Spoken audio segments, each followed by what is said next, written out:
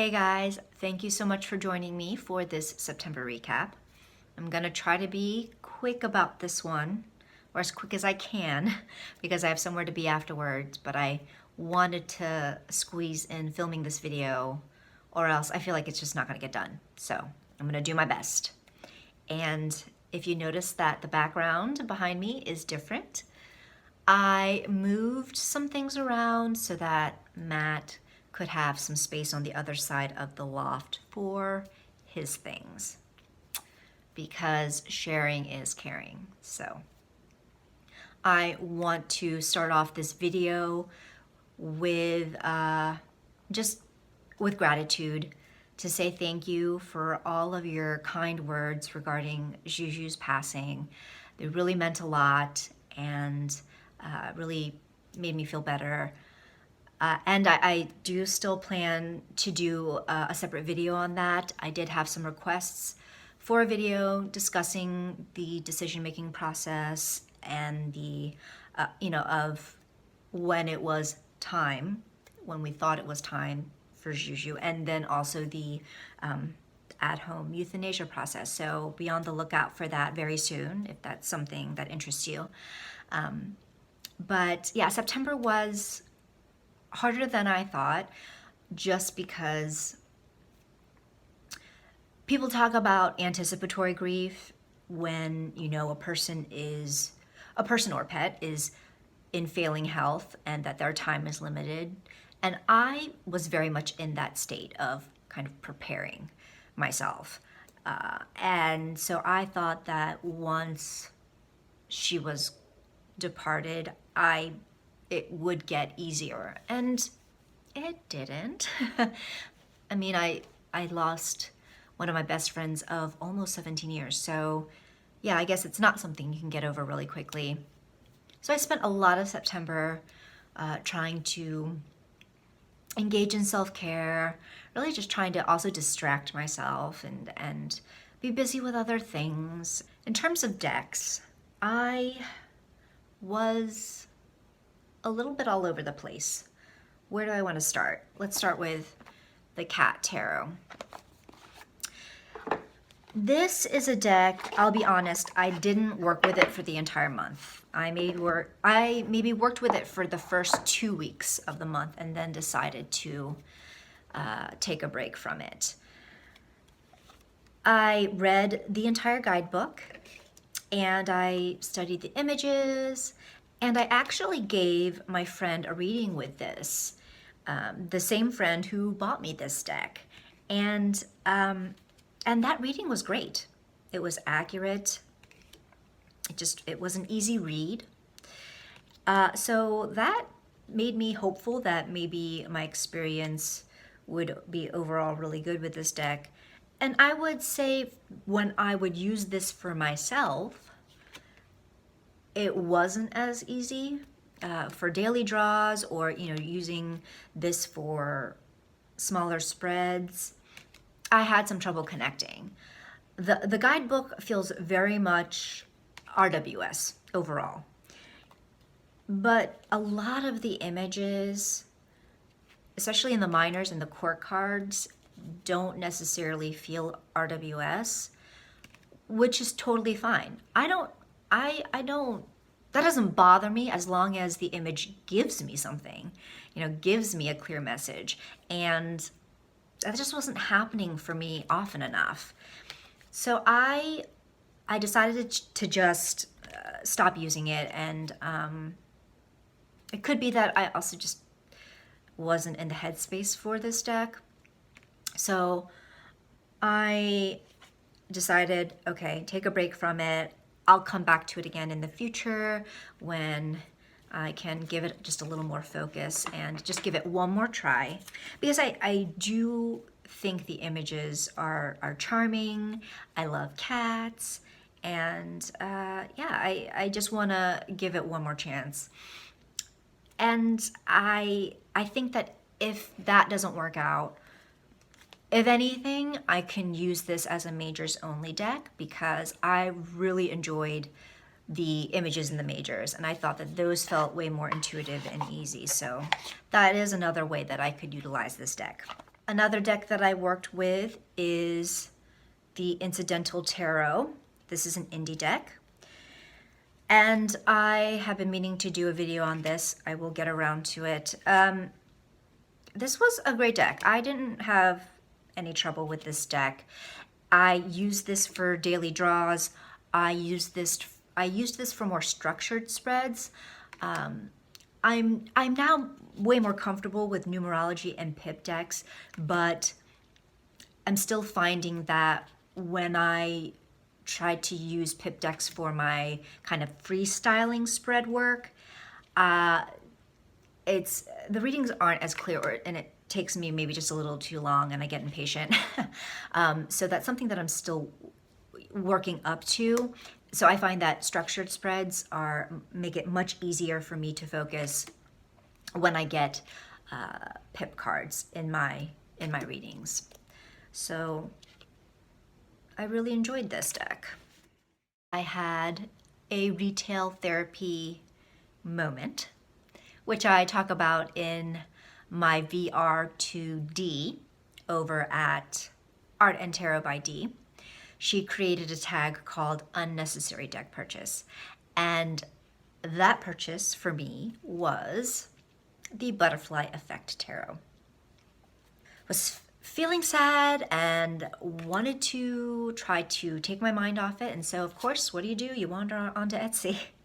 And this deck showed up in my recommendations feed. And it grabbed my attention immediately just because the energy of this deck felt so nurturing and comforting.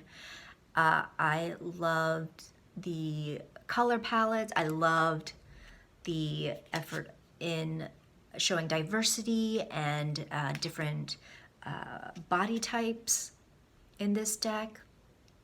And so it didn't really take me long at all to hit that purchase button. And this really did lift my mood using it for the rest of September. Isn't that gorgeous? I love that. Another pip deck. I am slowly but surely growing my pip deck collection. One of the oracle decks that I worked with during September is the Everyday Witch Oracle. I did an unboxing and flip through of this deck, as well as like a review after working with it for a month. And long story short, we didn't work out. It wasn't the best fit. And so I don't have anything to show you because it's already found a new loving home. Towards the end of the month, when I decided that the Everyday Witch Oracle just wasn't for me, and I set it aside, I instead decided to pick up the Witchlings deck. I have not worked with this before. It's a new deck for me. And this is my first Paulina Cassidy deck.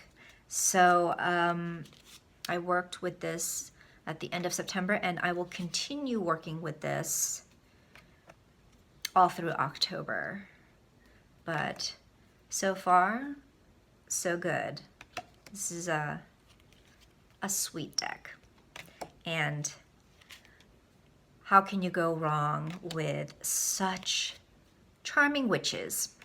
The other oracle deck that I worked with that I hadn't initially planned on is the Love Your Inner Goddess Oracle. And I decided to pull this off the shelf for some self-love September work.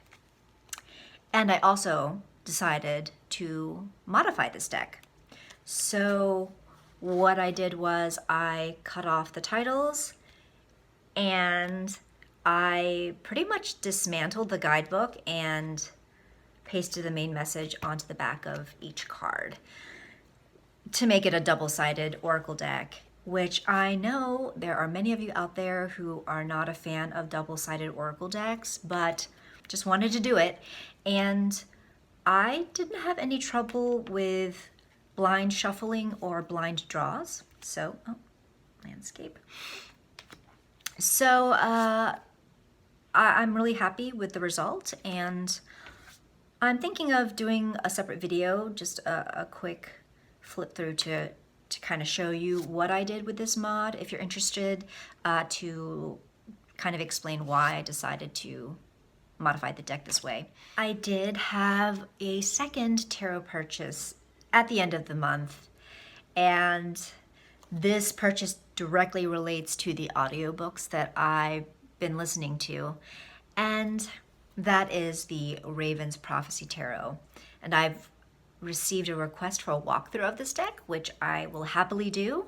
So I'm not going to say too much about this deck now, other than to kind of show you what I did with it. I already modified it, which was, I went back and forth. I went back and forth on that because I knew from watching other videos that modifying the deck and cutting off the orange borders meant that the backs would be super jacked. And I wasn't sure if I could handle that. Jury's still out. I mean, I tried to modify it so that the backs are as clean as possible, but you still have this cut off pentagram. I don't know why Llewellyn didn't center this design.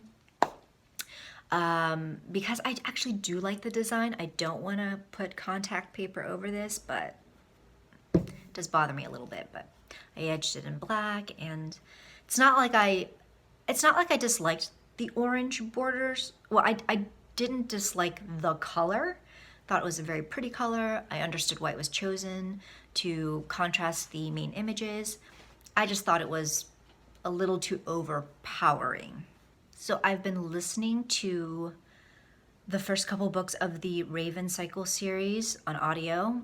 This is by Maggie Stiefvater, who is also the creator of the Raven's Prophecy Tarot. And this tarot deck is inspired by this series. And listening to book 1, and I'm now in the middle of book 2 already, there's just a lot of talk of tarot. And, well, first of all, it's just Maggie Stiefvater is a wonderful storyteller, a wonderful writer, and she's created these amazing characters. But in any case, there are numerous scenes that involve tarot, and every time I'd listen to one of these scenes, I just wanted to run home and grab my tarot decks from my shelf and just start playing with my tarot decks. And yeah, so I knew about the Raven's Prophecy Tarot, and I just had to have it. I just thought I really do need this deck. It just has to happen. And I'm really enjoying the deck so far, and I am obsessed with the Raven Cycle series. Book 1, I think I finished listening to it in just a few days. I try to keep my audiobooks to my car rides so that my commutes to and from work aren't complete misery. But I was listening to the first book, The Raven Boys, outside the car, which means it's a really good book if I'm doing that. And so I finished that one so fast. And I briefly thought of just buying the other 3 books. There are 4 total in the series. I just thought of just buying the other 3 to read. But I decided that I loved the narrator so much, actor Will Patton. He does such a phenomenal job. He's such a good narrator that I decided I would just listen to the rest of the books on audio. So I am in book 2 right now, which is The Dream Thieves, and so good. So good. I am officially obsessed with the Raven Cycle series, and I know I'm late to the party. I know that this series has been around for some years, so I highly recommend it. At least books 1 and 2 so far. They've been just really good. The only other book that I was reading in September was this book. I had delayed reading this book during August because I was beta reading for a writer friend. And then in September, I received another request from a different writer friend to beta read. And so that took up some of the month, but I was able to pick this back up in September. And I got maybe 200 some pages in and decided I just wasn't into it enough. You know, it was interesting, I guess, but one of the main characters just annoyed me incessantly, and I didn't feel the urge to keep reading, and so I stopped. Well, what I did was I skimmed through and read some of the middle, and then I skimmed through and I read the end. So at least I know what happens at the end. For movies and TV, the only movie that I saw in September was Hustlers with Constance Wu and Jennifer Lopez. And it was a really good movie, I have to say. I think both ladies did a phenomenal job with their performances. And this is based on a true story. So there is an actual plot line.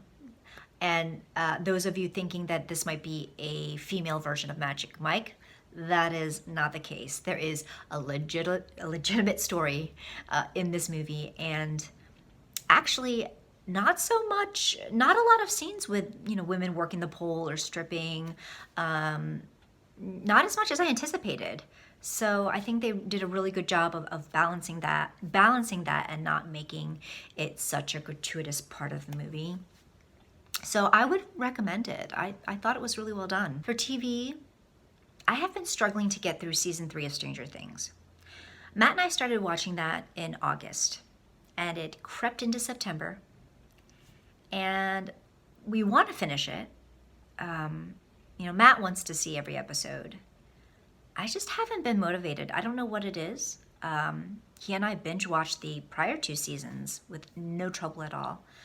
But for me, this season, we have 3 episodes left to watch.